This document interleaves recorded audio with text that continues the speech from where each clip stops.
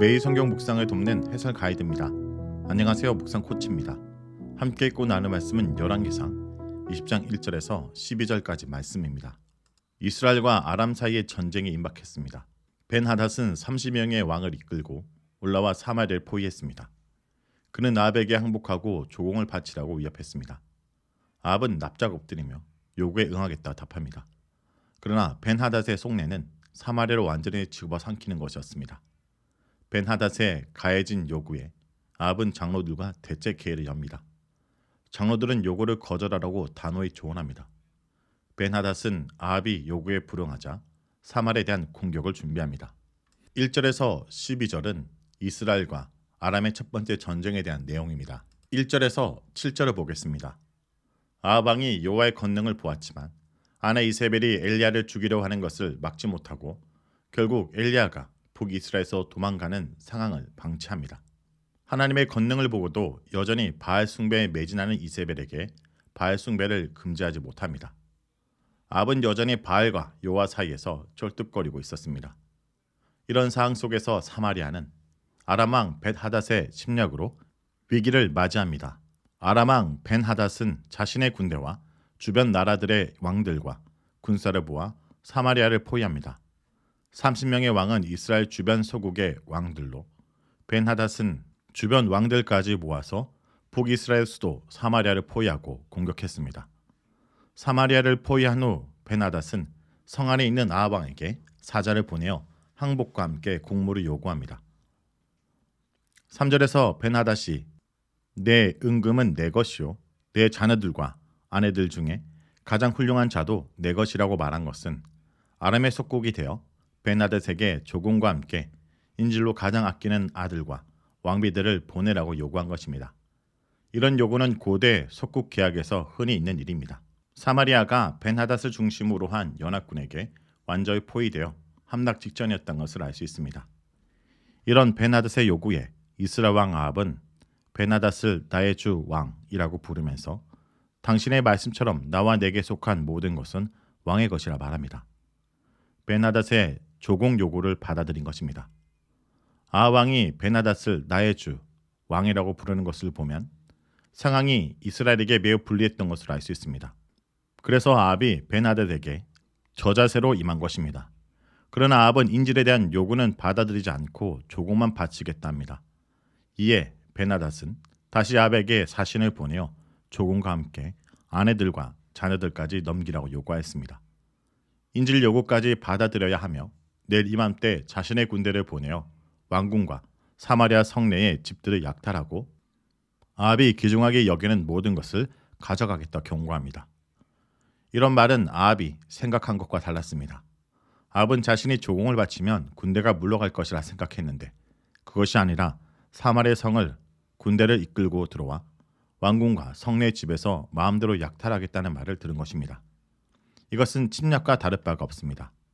사실 현재 벤하닷이 이끄는 연합군은 30명의 왕들이 자신의 말과 병거를 이끌고 왔기 때문에 군사적으로 이스라엘보다 훨씬 우위에 있습니다. 이런 상황에서 아합이 주는 것만 가져가는 것보다 힘으로 자신들 마음대로 빼앗아 가는 것이 훨씬 많은 약탈물을 가져갈 수 있기에 벤하닷은 자신들이 직접 가져겠다 한 것입니다. 벤하닷은 처음부터 북이스라엘 수도 사마리아를 무력으로 약탈할 작정으로 왔지만 예의상 협상하는 척하다 본색을 드러낸 것으로 보입니다. 8절부터 12절을 보겠습니다. 아합은 상황이 조공을 바치는 수준에 끝나지 않고 사마리아 성이 점령될 위험에 처했다는 것을 알게 되자 나라의 장로들을 모두 불러 모았습니다. 자신 혼자 결정하고 해결할 수 없는 심각한 상황이었습니다.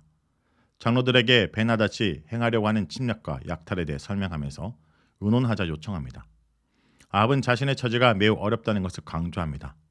벤하닷이 자신의 재물과 가족을 가져가려고 하는데 자신에게는 이를 막을 능력이 없다 합니다. 장로들과 백성들을 분노하며 왕은 듣지도 말고 생각도 하지 말라고 강권합니다. 장로들은 벤하닷의 말이 너무 무례하다 생각하고 화를 낸 것입니다. 아합은 벤하닷의 사신들에게 매우 겸손하게 벤하닷을 나의 주 왕이라 표현을 사용하면서 처음에 제안한 것, 즉 자신이 곡물과 인질을 벤하닷이 원하는 대로 보내줄 수 있지만 군대를 이끌고 왕궁과 사마리아 성내로 들어오는 것에 대해서는 받아들일 수 없다고 말하면서 돌아가서 벤하닷에게 보고하라 말합니다. 이런 아합의 말을 들은 벤하닷은 다시 사자를 보내어 사마리아의 티끌로 자신이 데리고 온 군사들의 손을 가득 채우지 못하면 자신이 신의 저주를 받겠다고 저주를 맹세합니다. 사마리아의 티끌이란 표현은 사마리아 성을 티끌로 만들어 버리겠다는 것으로 사마리아를 완전히 부수고 모든 군사들의 손이 가득하도록 노획물을 빼앗겠다는 말입니다. 벤하닷은 사마리아를 공격하기 위해 자신의 군사들과 30명의 왕들과 연합을 이루어 대규모의 군대를 이끌고 왔습니다. 고대사의 전쟁은 국토를 넓히기 위한 것보다는 양식과 물건을 얻기 위한 전쟁이 더 많았습니다. 고대사는 양식과 사람과 물자가 부족하기 때문에 농사철이 끝나면 부족한 양식과 물자를 얻기 위해 전쟁을 합니다. 이렇게 노획물을 얻기 위한 전쟁은 이웃나라 사이에 일상적으로 일어나는 일입니다. 대부분 전쟁은 노획물을 얻는 것이 목적이며 노획물을 제대로 얻지 못할 경우 전쟁을 일으키는 왕은 백성들과 연합 세력의 비난을 면할 수 없고 정치적으로 위험해집니다. 그러므로 전쟁에서 노획물을 많이 얻는 것과 노획물을 정당하게 나누는 것은 결정적으로 중요한 문제였습니다. 이런 배경에서 벤하닷은 아합이 자발적으로 주려는 노획물을 가지고는 만족할 수 없기에 아합의 제안을 받아들이지 않았던 것입니다. 이에 아합은 갑옷 입은 자가 갑옷 벗은 자같이 자랑하지 못할 것이라고 대응합니다. 이 표현은 고대 근동에 널리 펴진 격언으로 진정한 군인은 갑옷을 입었을 때 자랑하지 않고 갑옷을 벗었을 때 자랑하는 법이다 라는 뜻으로 전쟁에 승리하여 갑옷을 벗기 전까지 함부로 승리를 장담하거나 자랑해서는 안 된다는 의미입니다. 싸워봐야 아는 것이니 싸우자는 뜻입니다. 아합은 장로들의 조언과 지지의 힘을 얻어 벤하닷과 싸우기로 결심합니다. 벤하닷은 왕들과 함께 장막에서 술을 마시다가 이 말을 듣습니다. 벤하닷은 이 정도로 많은 군사와 강한 저주의 맹세를 하여 협박하면 아합이 항복할 것이라 생각하고 느긋하게 왕들과 술을 마시고 있었을 것입니다. 그런데 협상이 결렬된 것을 알고 전쟁을 준비합니다. 성읍을 향해 진영을 치라 라는 표현은 부대를 성을 향하여 배치하여 공격 준비를 하라는 말입니다. 벤하닷은 아합과 일전을 벌이기 위해 진영을 정비하였습니다. 엘리야가 이세벨을 피해 강야로 도망가서 그곳에서 여호와께 아람 왕 벤하닷 다음 왕으로 하사엘을 세우라고 명령을 받았습니다. 그 후 얼마가 지났는지 모르지만 북이스라엘은 아담 왕 벤하닷의 침략으로 위기를 맞게 됩니다.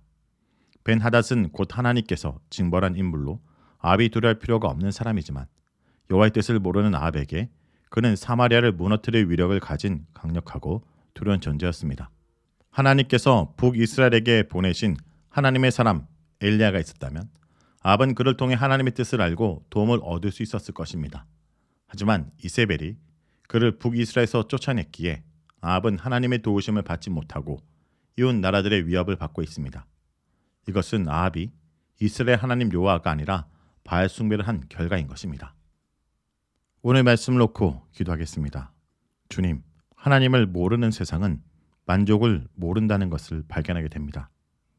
약자를 향한 긍휼도 없고 강자들끼리 힘을 규합하여 여전히 약자를 희생하고 있음을 바라봅니다. 그것이 바로 오늘 본문의 벤하닷과 그와 함께 모인 악한 무리들의 모습입니다.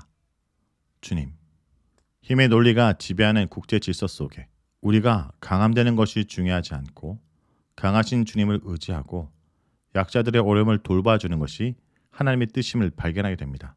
그러므로 아합처럼 어리석게 세상의 강함에 무릎 꿇고 비는 자가 아니라 강하신 주님을 붙들고 주님이 의지하는 자가 되기 원합니다. 무엇보다 현재 어려움에 처한 이유는 우리의 강한 되신 주님을 의지하지 않았던 아합의 모습이었다는 것을 잊지 않기 원합니다. 주님, 오늘도 이 세상 속에 우리의 강함이 되어 주시옵소서. 예수님의 이름으로 기도합니다. 아멘.